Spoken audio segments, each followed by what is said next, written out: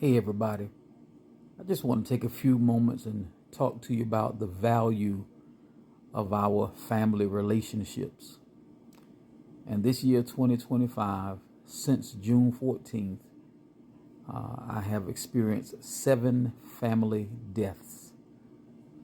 This past weekend, I traveled and went to go celebrate down in Florida with my brother and my sister in love. 35 years of marital bliss for them, and also to celebrate her 55th birthday. And his 57th birthday is just around the corner. It was a marvelous celebration. In another part of the East Coast, I had another auntie celebrating 70 years of life. Good deal. But juxtaposed to that, on Friday, there was a funeral for one of our family members.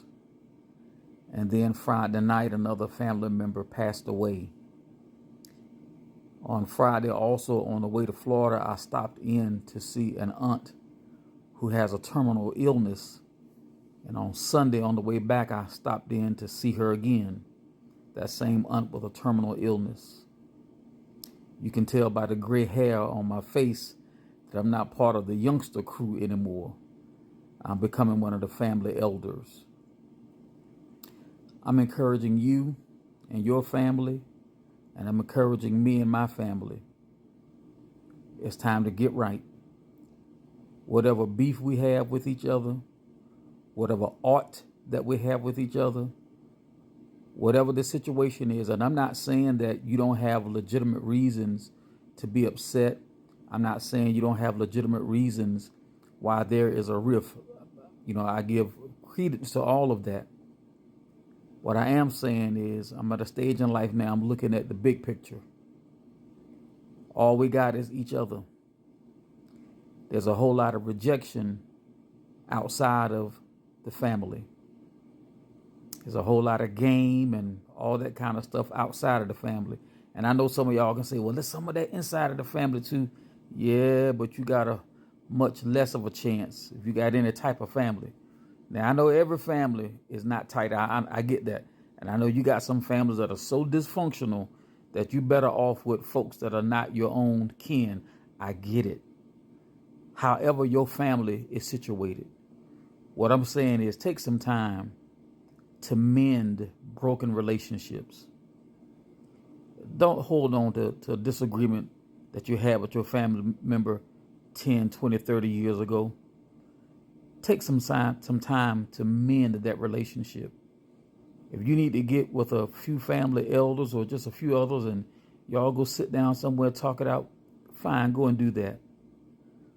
But man, I tell you, to be greeted like we were with the family this past weekend, to have the joyous time that we had, even in the midst of some of the other stuff going on.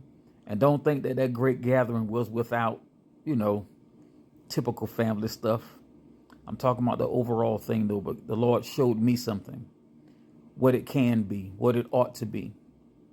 So I'm encouraging you, get right with your family. Let's be mature. Let's be fair. Let's be honest. Look in the mirror. See what fault you have in it. Get yourself right. Be humble. Send pride down the road. No pride.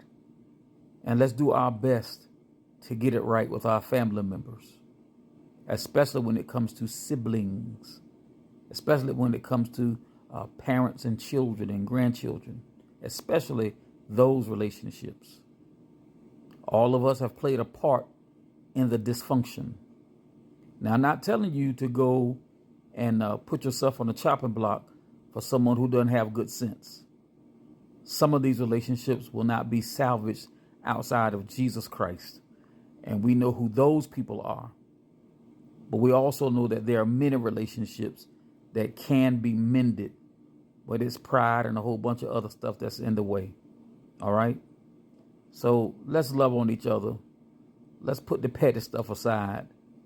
And let's get back to enjoying our family gatherings and our family good times. And it don't have to be no special occasion. We can get together and love on each other just because.